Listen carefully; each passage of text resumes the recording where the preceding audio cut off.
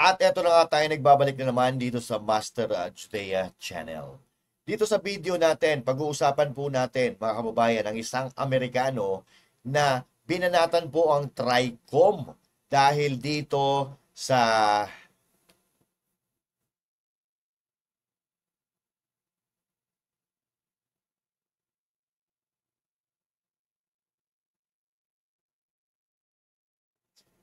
At eto na nga mga kababayan, nagbabalik na naman tayo dito sa Master Judea Channel.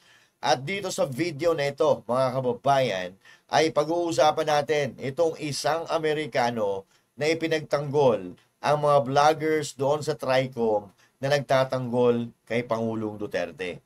At binanatan niya specifically si Abante. Ha? Pero eto po mga kababayan ay ina-address po natin ito doon sa TRICOM kung saan binanatan itong Amerikano ang tapang-tapangan ni Abante na sinasabi ng Amerikanong ito na parang ang kaya mo lang ata ay babae. At doon po sa recent video upload natin, yung sinundan ito mga kababayan, doon ipinakita ko sa inyo kung paano tayo pinagtatawanan o hindi tayo pinagtatawanan ng ibang lahi ang Pilipinas sa pamumuno ni Bongbong Marcos Jr. dahil dito sa mga nangyayaring hindi maganda sa ating bayan. So ito, panoorin po natin ang pagbanat ng isang Amerikano kay Abante mga kababayan at ipapaalam ko sa inyo kung paano makipag-usap sa isang tanga at kung paano mapaamo ang isang matapang o tapang-tapangan na tanga.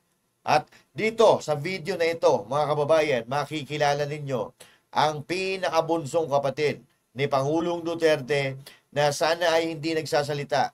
Kaibigan po natin ito at ilang beses na po nating nakita at kahit minsan hindi po siya pumayag na ilathala or gawing content ang pamilya niya, lalo-lalo na siya mismo. Na kapatid ni Pangulong Duterte na ayaw sana magpakita sa media, pero sa nangyayaring ito kay Pangulong Duterte, siya ngayon ay naglakas ng loob para magpakita at magpakita ng suporta sa kanyang kapatid na si Pangulong Duterte. Pag-uusapan po natin lahat yan, mga kababayan, pagkatapos po nito. Banateros ay hindi magigiba. Banateros ay hindi nag-iisa. Banateros ay kami walang iba. Banateros hanggang sa huli naming hininga. Yan ang banateros, walang inuurungan. Pag tama palakpakan, pag mali ay babanatan. Yan ang banateros, boses ng ordinaryong Pilipino. Banateros ay walang makakaawan.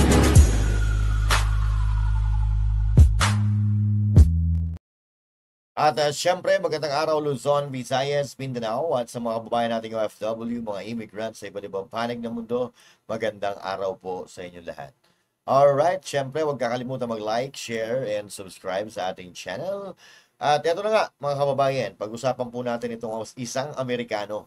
Ito po ay napapanood na natin at nagtatanggol kay Pangulong Duterte. Marami na po ako nakitang video nito, but this time, medyo kakaiba yung video niya, no?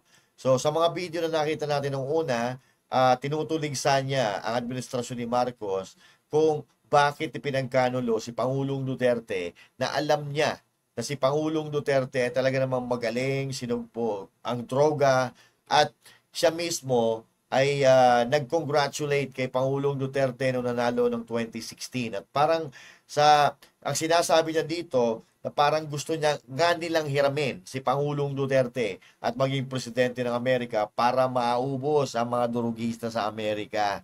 Pero etong dito sa ating bansa, mga kababayan, ay ipinagkanulo ang ating magaling na presidente na kumalaban talaga sa droga. So ano pa ba ang ibig sabihin nito? Lahat ba ng nasa gobyerno natin ngayon, mga durugista? Kami po ay nagtatanong lang kasi lahat po sila ay pumayag para dalhin or kidnapin si Pangulong Duterte at ipagkanulo doon sa Netherlands, specifically sa ICC. So ito, mga kababayan, galit na galit ang Amerikano doon sa ginawang hearing ng TRICOM dahil sa pambubuli nitong TRICOM na ito, specifically si Paduano dito kay Crisette Laureta Chu. Panoorin po natin, mga kababayan. Are waking up this morning in the Philippines. I'm sure you've already seen this video, but just in case you haven't, let me replay it again for you. Coming from a representative out of Manila, Benny Abante. Nako. Nothing but a bully. This guy is nothing but a little tiny person that is... Alright, Abante. Paduano, makinig kayo, ha? Dating Marines ata to eh. Oo. bullying this blogger right in front of all of our eyes to see. Of course she's not going to tell you the truth now. You threatened her that she's going to go to jail. You threatened her if she is going to tell the truth about what is going on in your country, that you are going to put her in jail.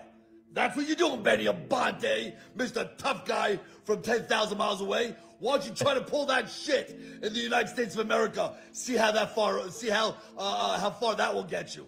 But take a look at the video, and then I'm gonna come back and tell you exactly what I see. Ayan. If you do not apologize right now, you listen. Yes, Your Honor. If you do not apologize, I am going to make a motion to hold you in contempt. I apologize, sir.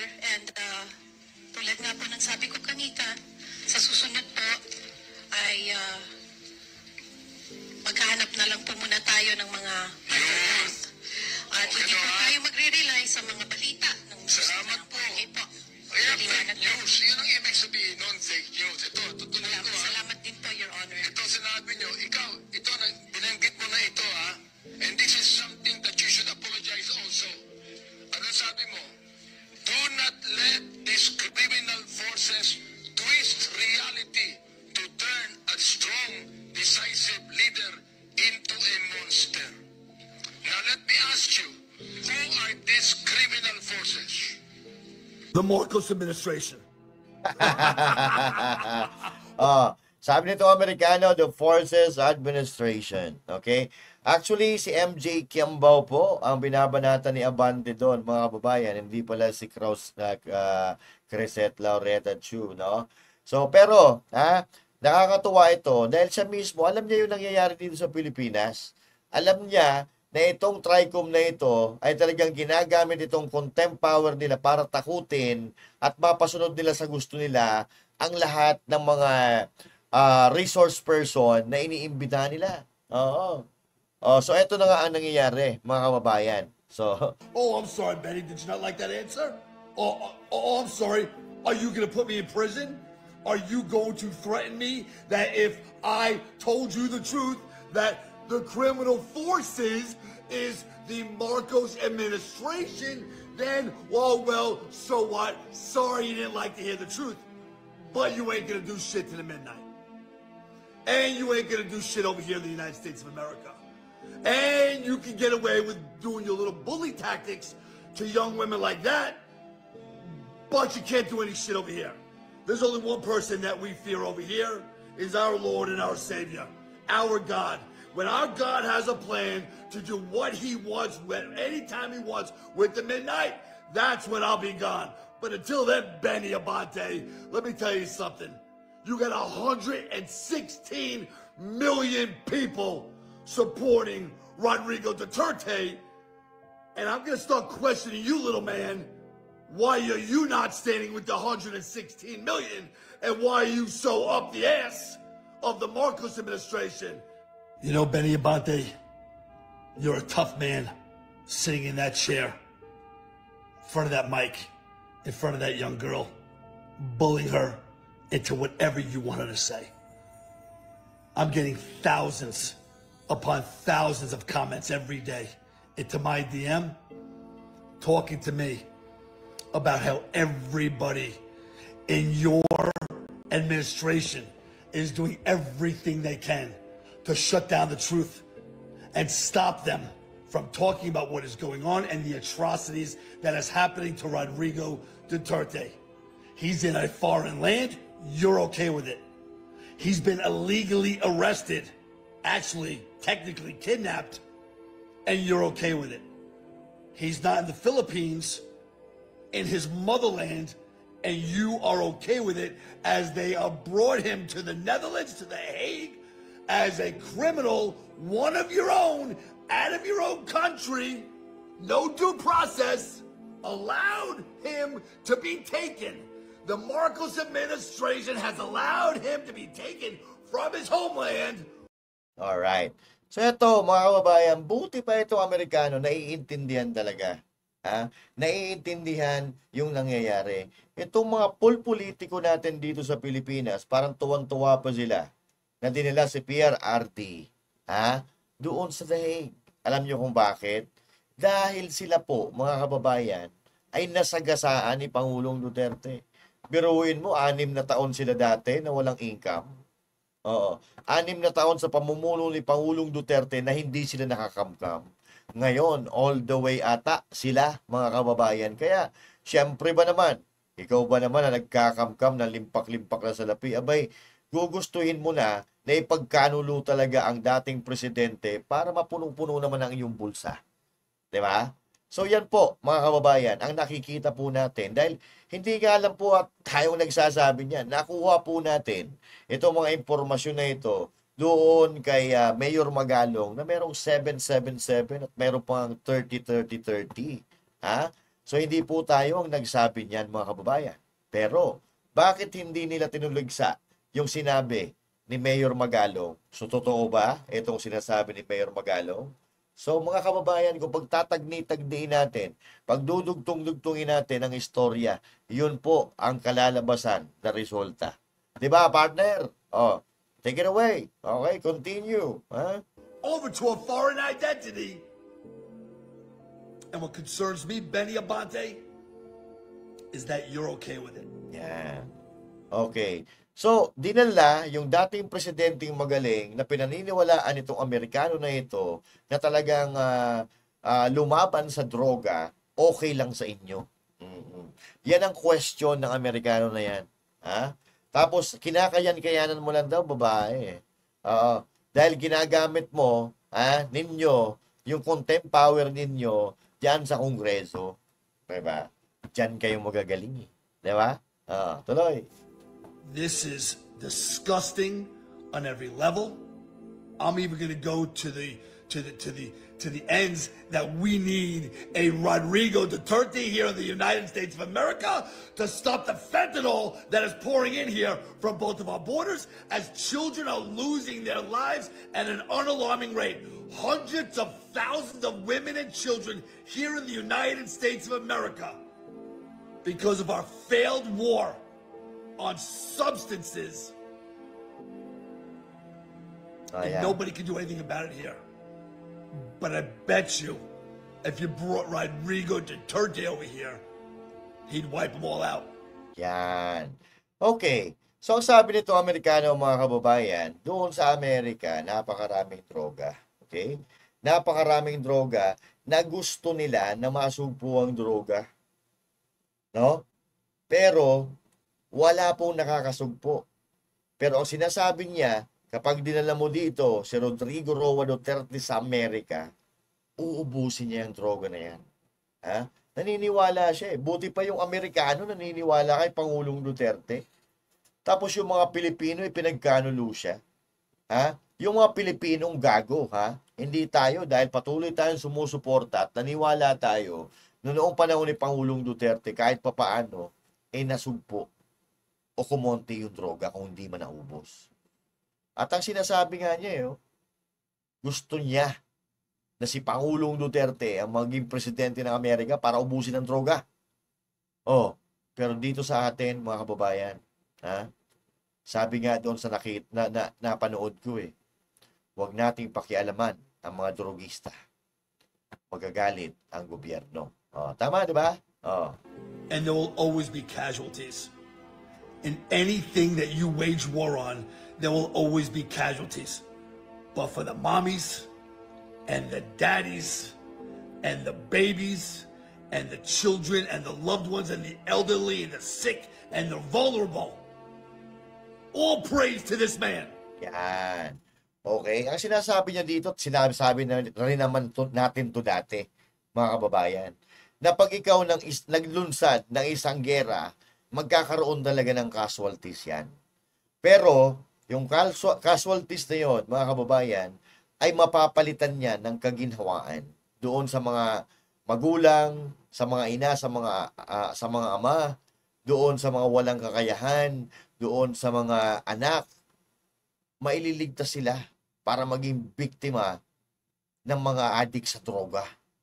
Yun ang ibig sabihin at sinasabi niya. 116 million people praising to bring their dad home. And you're dicking around with a blogger, forcing her to say what you want her to hear. Ayan. What you want to hear. Because you have nothing better to do. So why don't you get off that couch or chair, wherever the hell you're at. Get off your ass. Stand with your people. Look at your current president and say, hey, we better get our shit together because this one we really fucked up on. And let's go bring our boy home. Send your troops, whatever troops you got, send them to the Netherlands, send them to The Hague, and tell them before March 28th, your president's birthday, bring Rodrigo Duterte back home. Yun, okay. Narinig nyo yun, mga kababayan? Before March 28, ha? You need to bring your president back home. Bilib ako dito sa Amerikano na ito dahil marami pa siyang alam kaysa doon sa mga politiko natin. Na siya mismo nakikipaglaban para maiuwi si Pangulong Duterte dito sa atin. Pero itong mga politiko natin, mga kababayan, tuwang-tuwa pa sila at parang gustong-gusto pa nila na si Pangulong Duterte ay nandun sa Netherlands. Kahit tayo'y pagtawanan ng mga banyaga, wala silang pakialam kasi ang pinapakialaman lang nila yung pansarili ng interes at kung papaano sila makakuha at kumita. Yan po ang nakikita po natin dito, mga kababayan.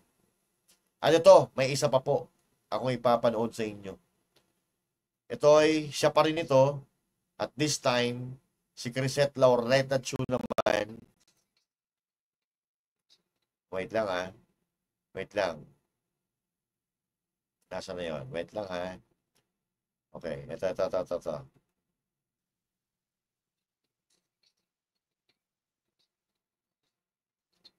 Okay, wait lang. Her into apologizing for something she didn't want to apologize for. So, why is there 116 million people asking for the release of Rodrigo Duterte, and that guy is making her apologize? Her into apologizing for something she didn't want to apologize for. So, we will continue. Bully. Benny Abante is a bully. It was disgusting. He's insulted. He says in the video, I'm insulted. Benny, I'm insulted. I'm insulted the way you treated that woman. How about that? Where I come from, Benny Abante, I treated that woman that way. Midnight doesn't get any dates. We don't see women. We don't talk to women. We don't do that to our moms. We don't do that to our daughters. We don't do that to our sisters. You are insulted. Me and the rest of the Philippines are insulted for how you treated that woman. You shamed her into apologizing to something that she ardently believed in. She believed in it, she stood by it, and you threatened her. If you don't apologize, fucking you that you got insulted. Who the fuck is Benny Abante? Benny Abante. Who the hell is he? Don't even know who he is. Doesn't exist in my world. Small guy. Anyway, sino ka daw ba, Abante? Who the F are you, Abante? Ha? Little dick guy? Abante? Oh. Galit na galit sa iyo, Amerikano? Abante? Oh. What can you say about that? English tuloy. Alam nyo mga kababayan, papakita ko sa inyo kung paano makipag-usap sa tanga. Okay? Eto. Pag tanga mga kababayan, pag tanga ang isang tao, ang gagawin mo lang, aayunan mo lang yung gusto niya. Oo. Aayunan mo lang yung gusto niya, okay na yan. Okay na buto-buto niyan. Katulad nito. Ha? Oo. So, ito naman, this time, si Paduano to, mga kababayan. Pare-parehas naman sila dyan eh. Aayunan mo lang kung anong gusto nila, okay na ang buto-buto. Panoorin natin ha, Mark Lopez. The problem with China. Lopez, Mr. Lopez, Opo. Mr. Chair. Yes, sir. makinig ka po, please. Kasi po, the issue as of now is the West Philippine Sea. The problem with China. Now, nung minention D.S. Suarez about the water cannons, nagsalita ka na tayo din, nag-water cannon. Saan yun? Water cannon saan? Kasi yung pinag-usapan natin dito is the West Philippine Sea. Now, tama ka. Hindi mo sinabi na nag-water cannon ang Pilipinas sa China. But ang pinag-usapan natin dito is all about the West Philippine Sea. Now, ano yung sinasabi mong water cannon? Mr. Chair, I premise my statement po kasi kanina sinabi ko po that the South China Sea issue is a complex issue. Sandali po. Please answer my question. What do you mean that the Philippines is using water cannon? Kasi po yung water cannon is a facility. Opo. Huwag ka magpalusot. I warn you. You're under oath. Yan. Ang water cannon Sagutin mo po. po where you refer that water cannon that Hindi you po. mentioned. Ang water cannon deployment po kasi is one of the actions taken by a state pag meron po mga dispute na ganyan nga po. Ang Pilipinas, ibig mo sabihin, mag-water cannon din sa China. Pwede po. That's sinabi mo nag-water cannon. Mr. Chair, wala ako sinabi na ang Pilipinas na ginater cannon ng isang kalabang state. Ang sinabi ko Sandali po. But we're talking about the West Philippine Sea. This will be your last warning. Or else I will cite you in contempt. This is your last warning. You're under oath. Opo. What do you mean that the Philippines is using water cannon? Mr. Chair, ang sinabi ko nga po, ang Pilipinas po, nag-water cannon, pwede po mag-water cannon. Hindi. Walang pwede. Sinabi mong mag-water cannon. Mr. Chair, sige po. Mr. Chairman, with this, Mr. Chairman. Mag-apologize po ako. Mali po ako. Sige po, fake news po ako. Ang sinasabi ko lang po, pwede po ang water cannon sa South China Sea issue. Hindi, ganito lang po. Fake news po ako. Itong ano no? Itong Paduano pa English pa no? Akala mo naman ikinatalino niya yung pag-English niya. No? So ganun po sila. Ganun po makipag-usap sa mga tanga. Magtanga-tangahan ka rin. Ha? Itong ginawa ni Mark Lopez, sarcasm po ito. O sige, kayo na tama. Kasi nga, ayaw ni Paduano or ayaw nila na makakarinig ng mga paliwanag mo. Ang gusto nilang mangyari, kung ano yung gusto nilang marinig, yun ang sasabihin mo. Yan. So ano sinabi ni Mark? O sige na, fake news na ako, Mr. Your Honor. Fake news na po ako. Pero hindi nila alam na sarcastic yung si Mark.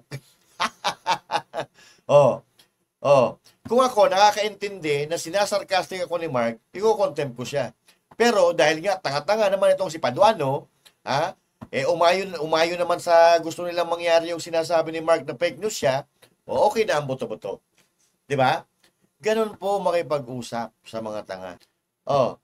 Kaya mga kababayan, ito, may panawagan din ang kapatid ni Pangulong Duterte na ating kaibigan. Nasaan na 'yon?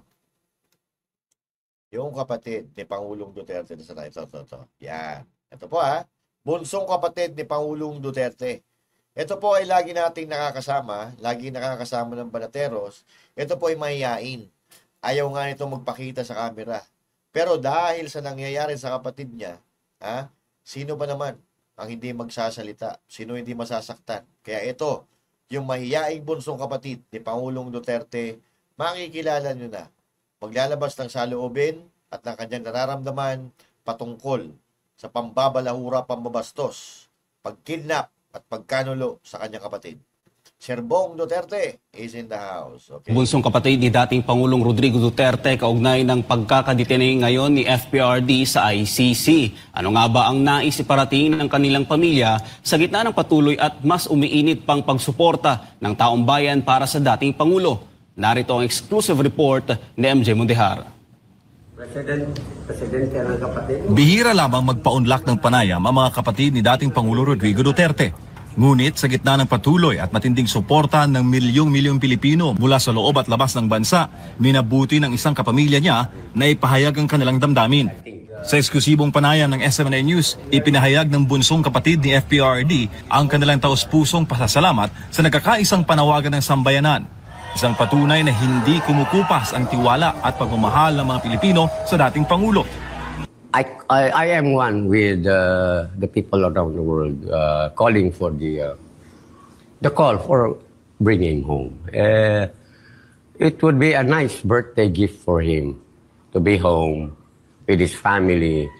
Sa darating na Marso 28, ipagdiriwang ni FPRD ang kanyang ika-80 taong kaarawan at ayon sa kanyang bunsong kapatid, kailanman na hindi naging mahilig si Duterte sa magarbong pagdiriwang. Mas pinipili niyang ipagdiwang ang kanyang kaarawan ng simple at pribado, kasama lamang ang kanyang pamilya at malalapit na kaibigan, malayo sa ingay at kasikatan, tulad ng kanyang nakagawiang paraan ng pamumuhay.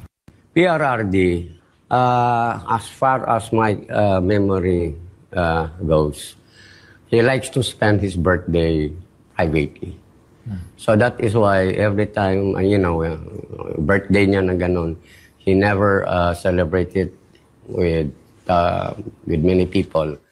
Pero ngayong taon, isang pambihirang selebrasyon ang magaganap sa iba't ibang panig ng mundo. Dito sa Pilipinas, kabi-kabila ang mga aktibidad na inihanda ng mga taga-suporta ni FPRD. Kamakailan lang, nagtipon-tipon ang iba't ibang volunteer group sa Davao City para pagplanuhan ang isasagawang malakihang pagdiriwang na magsisilbing pagpapakita ng kanilang walang sawang suporta at pasasalamat. Hindi rin nagpahuli ang mga Pilipino sa ibang bansa, lalo na sa Europa kung saan matatagpuan ang ICC. May mga nakahandang programa roon para iparating ang kanilang mensahe. Ang patuloy na paninindigan para kay FPRD. Para sa kanyang pamilya, isang malinaw na pahayag ang ipinakikita ng sambayanan na hindi nagbabago ang tiwala at pagmamahal ng mga Pilipino sa dating Pangulo. It just shows that the Filipino people, majority of the Filipino people worldwide are now really awakened. And they already, somehow not in agreement of what's happening in our country. Sa gitna ng lahat ng ito, isang taos-pusong panalangin ang ipinapaabot ng pamilya Duterte na makauwi si FPRD sa kanyang bayan, lalo na sa mismong araw ng kanyang kaarawan. At kasabay nito, isang mahalagang apela ang binitawan ni Bong Duterte para sa ICC. My only wish, as a birthday wish also, that ICC would allow him, before the trial starts, to voice his manifestation, whatever on his mind, so that it might not be for the ICC to gauge on the merit, but at least for the world to listen and understand how he feels and what is on his mind. Alright, okay. So, pogi-pogi ng kapartner natin si MJ dyan. Alright, so yan po ang kapatid.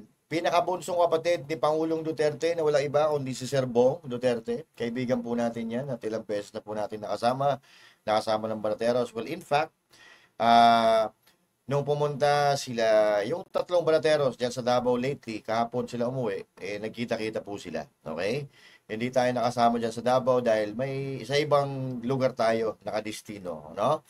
Okay, so anyway, mga kababayan, yan po ang napag-usapan natin ngayong araw na ito. Pero, okay, natuwa ako doon sa Amerikano. Okay? Sa Amerikano na talaga namang binalatan si Abante. Abante, punta ka kay sa Amerika. Kausapin mo yung Amerikano na yun. Or yung Amerikano, papuntahin natin dito sa Pilipinas para makaharap mo. Oo. Diba? Kasi, yung mga Amerikano mismo ayaw na si Pangulong Duterte ay nililitis doon sa ibang bansa. Dapat sa bansa, sa homeland, sa Pilipinas, dahil meron naman tayong judicial system. Hindi nyo kasi kaya, Hindi nyo kaya ang utak ng isang Rodrigo Roa Duterte, Kaya ipinagkanulo nyo sa mga banyaga. Alam nila yan, mga kababayan, hindi nila kaya si Pangulong Duterte. Hindi nila kayang litisin si Pangulong Duterte dito dahil alam nila sa mga sarili mismo nila na walang kasalanan si Pangulong Duterte. Kaya niyang depensahan ang kanyang sarili dahil siya ay abogado dito sa Pilipinas. Kaya no choice ang mga damuho, ang mga demonyo, kundi ipagkanulo si Pangulong Duterte, itapon sa malayo para hindi makapagsalita, makulong, mabura ang pangalang Duterte sa mapa ng politika ng Pilipinas. Pero nagkakamali sila. Whatever happened to President Rodrigo Roa Duterte, his name will be written on the stone, mananatiling aalingaw-ngaw ang kanilang pangalan, ang apelyedong Duterte, dahil sila lang ang ating nakamulatan na nagbigay sa atin ng kapayapaan, nagbigay sa atin ng seguridad, at nakapagparamdam na mayroon tayong kakamping gobyerno na parang tatay na nagsisilbi, nagbibigay at umaalalay sa mga pangangailangan at hinaing ng kanyang mga anak. Katulad ng kapatid ni Pangulong Duterte, tayo ay umaapila sa ICC na pauwiin si Pangulong Duterte bago ang kanyang birthday. At syempre, yung Amerikano nga kanina nanawagan din sa ICC o nanawagan din sa gobyerno ng Pilipinas na iuwi si Pangulong Duterte dito sa Pilipinas bago ang kanyang birthday. So lahat ng ating sigaw sa social media, maging sa personal man, bring PRRD back home, mga kababayan. We are hopeful na makakauwi si Pangulong Duterte bago ang kanyang birthday, pero pag hindi, tuloy ang paglabas ng milyong-milyong Pilipino sa kalsada, hindi lang dito sa Pilipinas, kundi pati na rin sa buong mundo. And once again, this is Master Jude saying thank you. God bless you all, and to God be the glory. Magandang araw po sa inyong lahat, mga kababayan.